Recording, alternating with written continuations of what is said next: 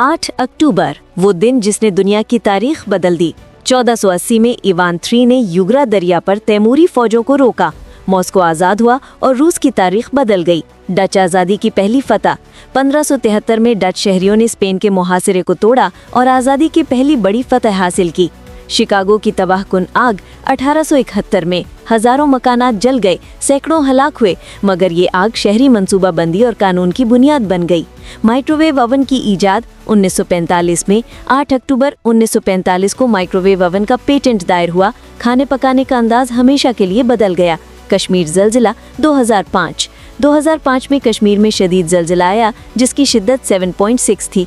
हलाक शुदगान तकरीबन 73,000, जख्मी शुदगान तकरीबन 69,000। लाखों लोग बेघर हुए और पाकिस्तान में डिजास्टर मैनेजमेंट का निज़ाम बदल गया। ये थे 8 अक्टूबर के हैरानकुन तारीखी लम्हात।